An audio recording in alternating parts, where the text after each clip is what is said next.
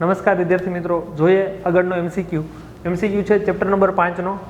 અમીબામાં ખોરાકનું પાચન કઈ અંગિકા દ્વારા થાય છે? જો એક કોષી સજીવ છે એટલે અંગિકા આવશે, બહુકોષી હોય તો અંગ આવે.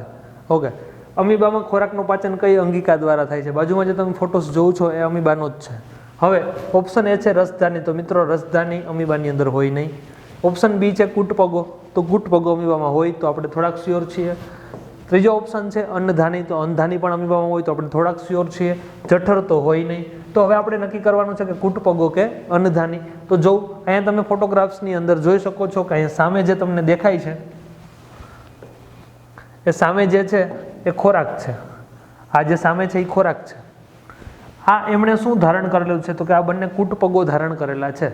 હવે કૂટપગો ની અંદર આ ખોરાક ગ્રહણ થશે, કૂટપગો જોઈન્ટ થઈ જશે, ભેગા થઈ જશે અને અંદરનો ભાગ જે બનશે એ બનશે અન્નધાની.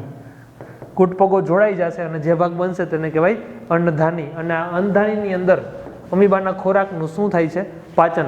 તો મિત્રો આ કન્ફ્યુઝન તમારે દૂર કરી દેવાનું છે કે કૂટપગો માત્ર ખોરાક તરફ ગતિ કરવા માટે કામ આવે છે, પરંતુ સંપૂર્ણ પાચન માટે કોની જરૂરિયાત રહેશે? અન્નધાનીની. તો આપણો આન્સર આવશે